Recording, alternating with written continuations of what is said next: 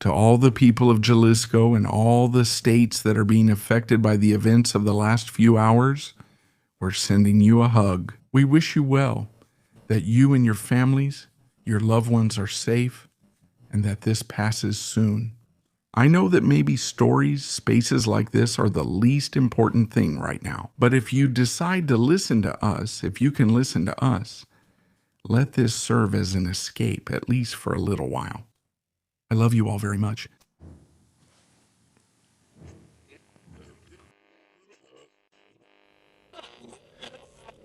I climbed my neighbor's wall and saw her through the trees. I yelled at her that she better not hurt my cat again, thank you.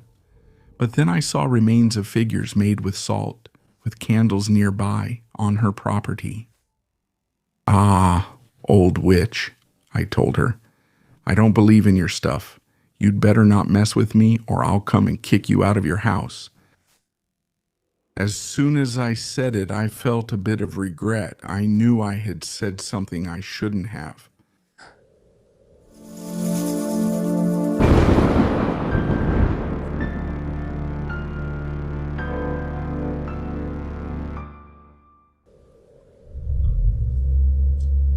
Good evening, everyone.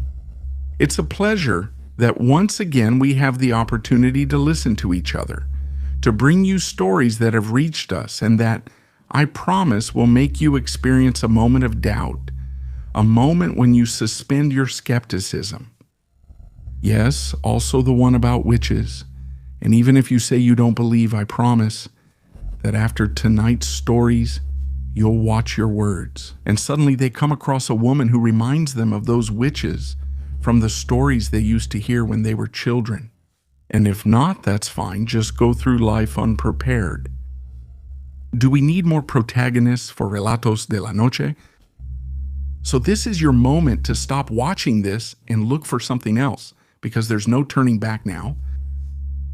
We begin in 5, 4, 3, 2...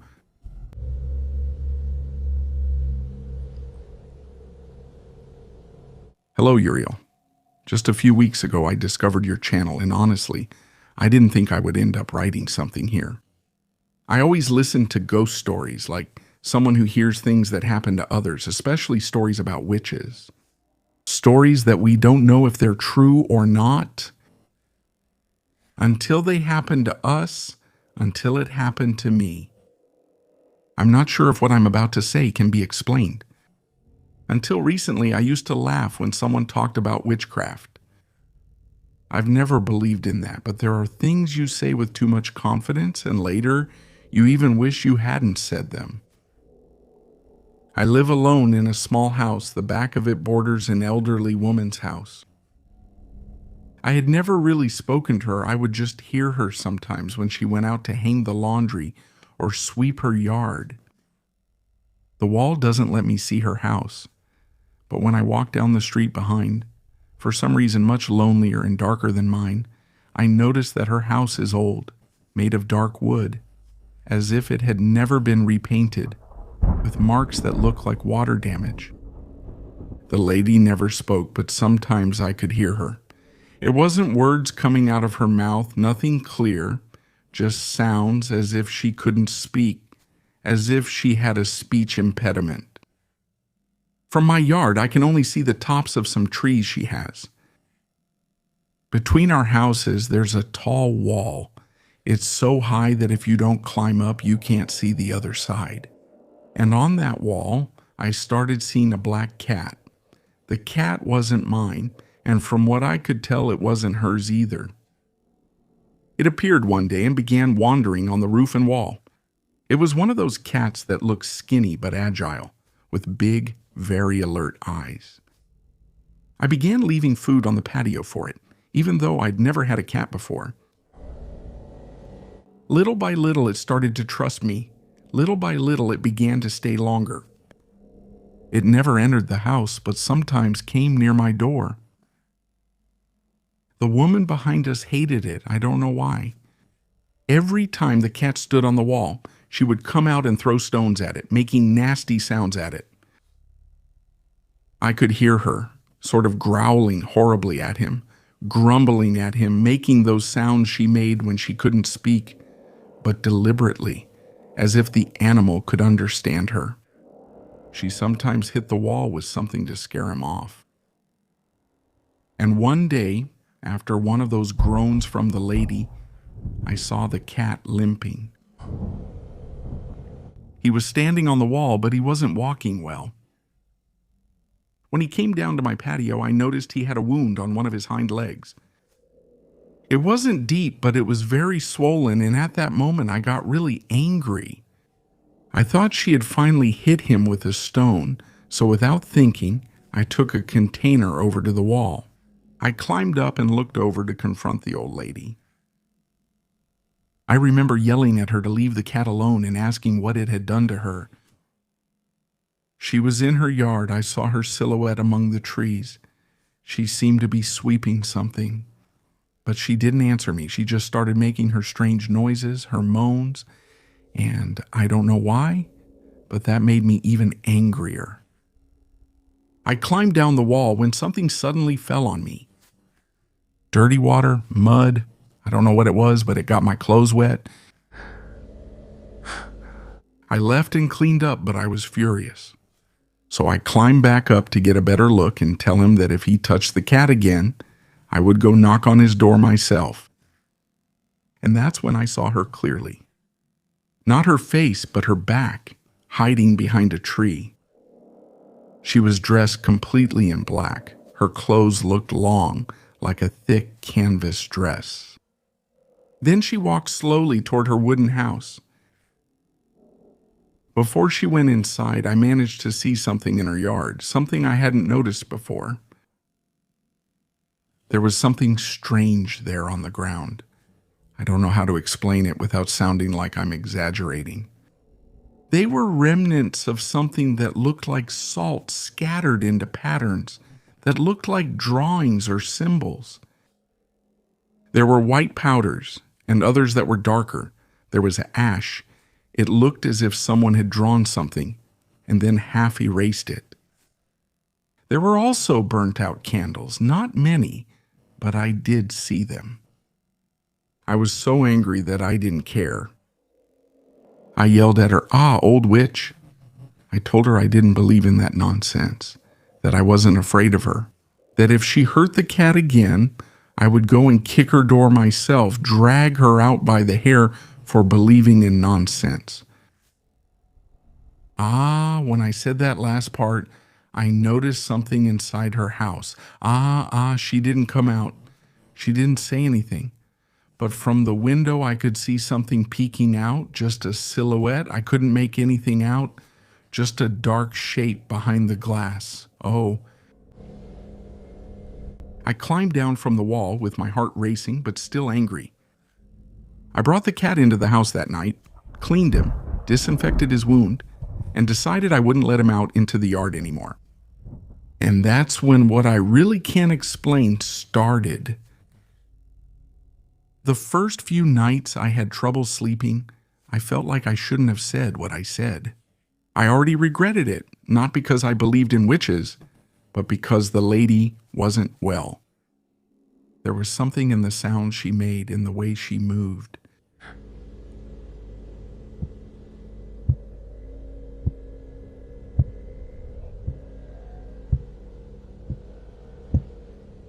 Early one morning, I heard what sounded like footsteps on the roof. They weren't like the cat's. They were much heavier, slower, as if someone was walking from one end to the other. I just stayed in bed listening. The kitten, who was already sleeping at my feet, lifted his head and started looking up. He didn't meow or make any sound, he just stared.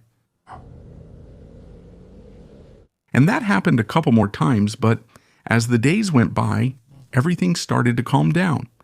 I stopped hearing footsteps, the cat was already better, and I started to feel like maybe it had all just been my imagination until my dad came to visit me. My dad has a woodworking shop. He's been working with wood for over 20 years. He makes frames, carved figures, even small decorative boxes. He's one of those men who always has hands that show the marks of his work. His hands are his main tool. He always says that's the only thing he knows how to do in life. That day he came in the afternoon, and he stayed and chatted longer than usual. I told him he'd better leave before it got dark because the road to his town isn't well lit. But we lost track of time. When he left, it was already past 11. And I don't know how to explain it, but I had a bad feeling. And exactly 20 minutes later, they called me. It was an acquaintance of his who found him by the side of the road to the village, injured, asking for help.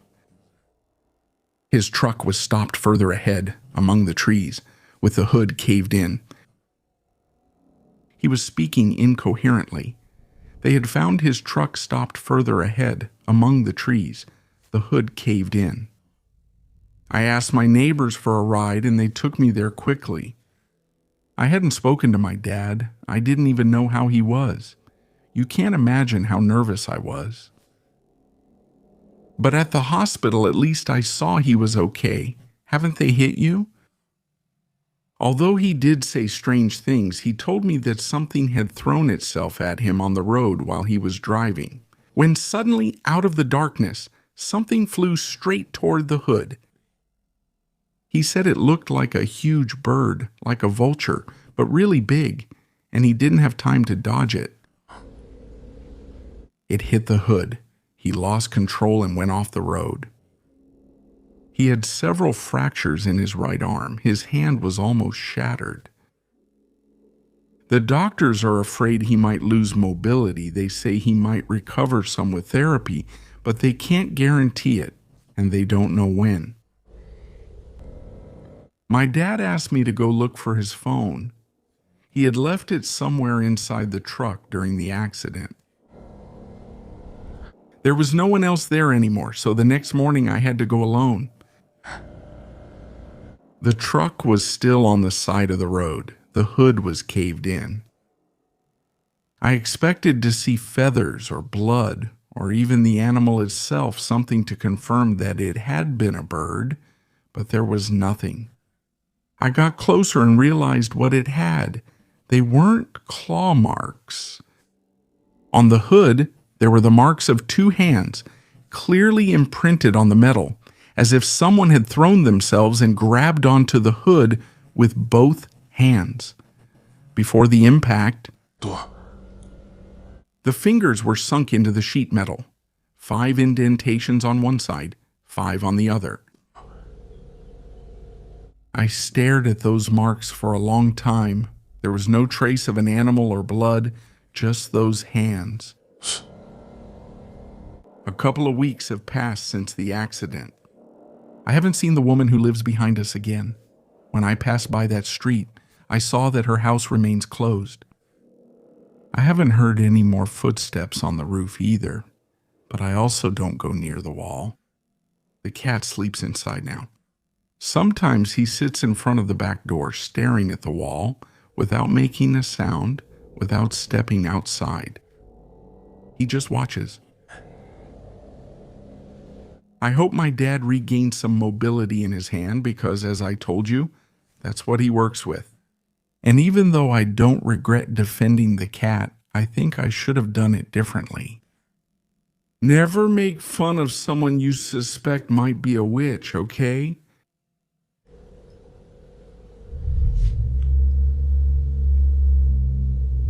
Community, thank you for continuing to listen. I would really like to know what you think about the previous story, and if you've ever heard or experienced something similar. Any experience with someone you probably shouldn't have messed with? But, well, if it's to defend a little animal, it's always worth taking the risk. Follow us if you haven't already, and buy the book. Imagine we run into each other on the street, on Reforma, or at an airport, or at a bus terminal, and you don't have it with you for me to sign. So it's better if you already have it and always carry it with you so you can keep reading it. And just in case not. But seriously, thank you for selling it out in many, many places. You have no idea how happy it makes me when someone tells me they can't find it, because they asked for it at the bookstore and were told it's already sold out. But anyway, let's get on with more stories because there are still tales left to keep you from sleeping tonight.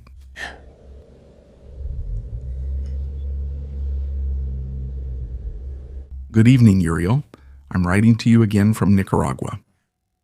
I didn't experience this story myself, my grandmother did, and it's something she told me several times since I was a child.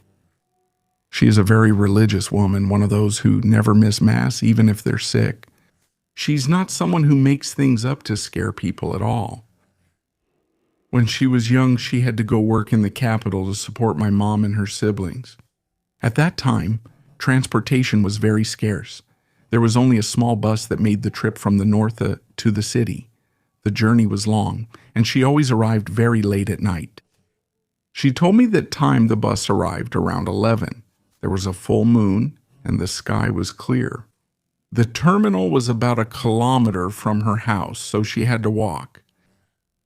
Her house was humble, made of tin, wood, and cardboard. The streets in the area were very narrow and unpaved.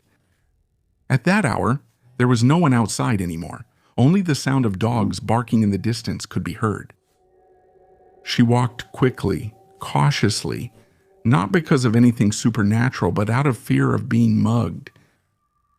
She carried her things in a small bag and didn't want to lose them. It was then that she heard the first sound, a sound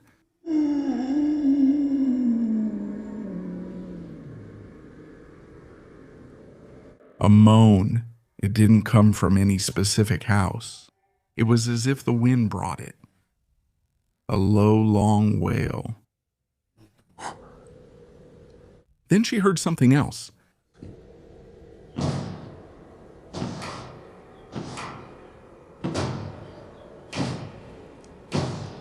A noise like someone scratching the metal sheets of the houses with their fingernails. He felt uneasy but didn't turn back. He told me that when you feel something like that, you know you shouldn't turn around, that there's something you shouldn't see. He kept walking faster, praying softly, and then he heard slow footsteps with long strides. They didn't sound like normal footsteps. They sounded like something was hitting both sides of the street as it moved forward, like it was brushing against the wooden fences and the badly parked cars. She clutched the medallion she wore around her neck and kept walking. She told me she felt her feet getting heavy, like it was harder to move forward as that thing got closer, like she was in a dream where she couldn't run. She was just a few meters away from her gate, and then by instinct she turned around. She says it was just a few meters away from her, a being that was tall, very tall, and thin. But what impressed her the most were the arms. They were long, way too long, stretched out to the sides, touching the fences of the houses on both sides of the street, as if it covered the entire width. His head was on his chest, hanging down, drooping as if his neck couldn't support him, had twisted forward, and his mouth was open. He wasn't running, but he wasn't walking slowly either. He moved with long strides, covering distances without seeming to make an effort. My grandmother says she didn't scream. She just opened the gate as best she could, went in, and slammed it shut.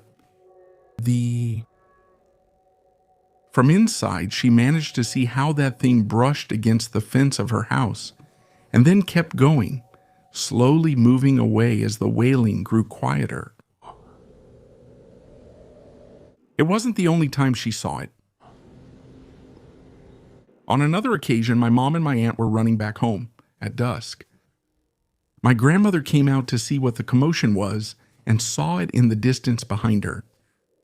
The same being, again, taking long strides that almost caught up with them. They came in crying and locked themselves in with their brothers. The banging on the metal lasted a few minutes, going down the street, moving away, and then everything went silent. My grandfather arrived shortly after his shift as a guard in the early morning. By then, there was nothing outside. My grandmother never walked alone that late again, and to this day, when I walk through those quiet streets at night, although thank God I hardly ever have to do it, I remember what she told me, her stories. And even though I've never heard that wailing, and I've never seen anything, when there's something I don't remember, I know a strange sound. I try not to turn around.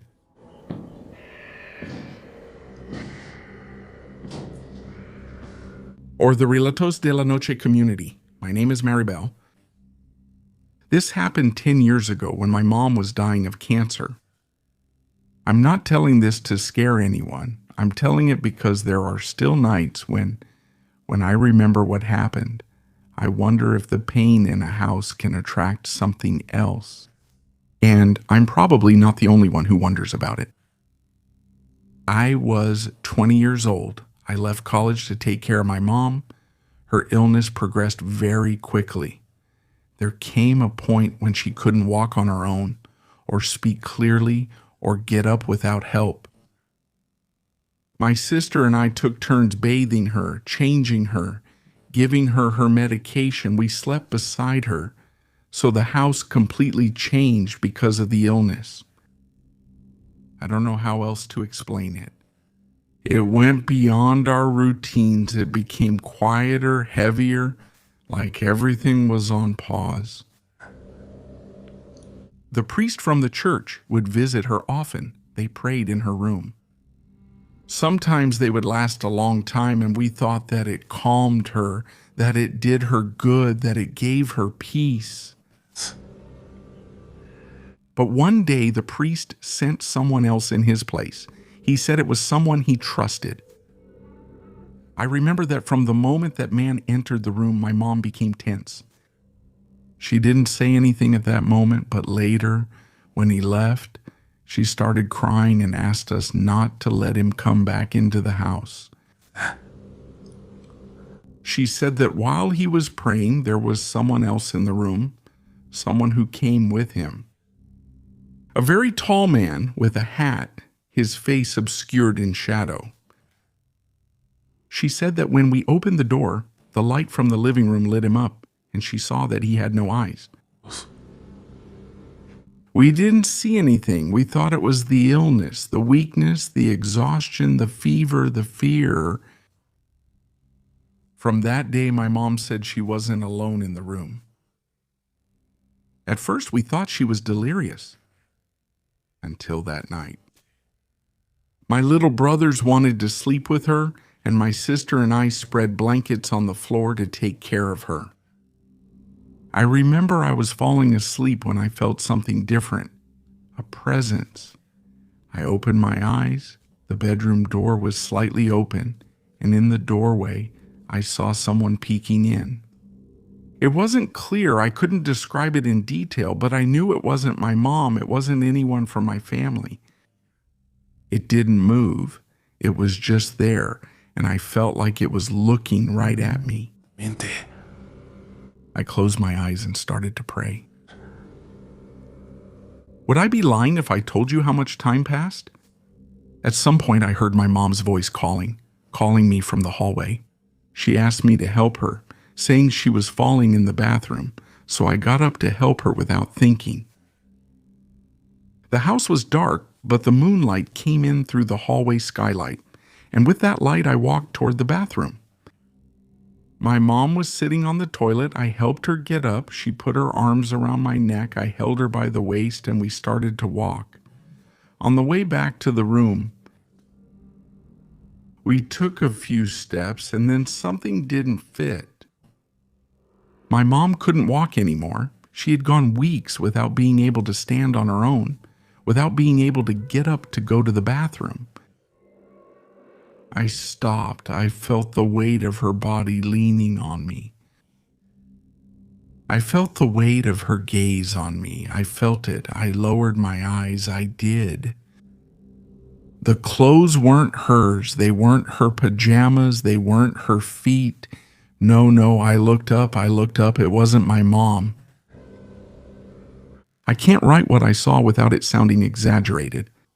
I just know it wasn't her, that the expression wasn't hers, that the smile wasn't my mother's. I let her go, stepped back. I don't remember if I screamed, I suppose I fainted for a moment. The next thing I remember is running to the room and seeing my mom lying in her bed, asleep with my siblings, each one by her side. My sister was sleeping peacefully on the floor. No one else seemed to have heard anything. I went back to my blanket. I didn't stop praying until dawn, and I didn't see anything else that night.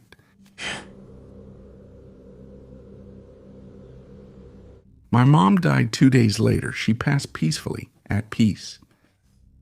I never saw that figure again. I never heard that voice again. And for a long time, I wondered if it was my exhaustion, the anguish, the fear of losing her. No, but there's something I definitely can't forget. The anger and contempt it makes me feel. That thing that tried to pretend to be her, that messed with what hurt me the most. And if I hadn't stopped to think, maybe I would have gotten to the room with that thing in my arms. Not me. Thank you for trusting me enough to listen to my story. Community, thank you for the trust you give to those of us who share such intimate moments here. No one is judged here. Have a very good night.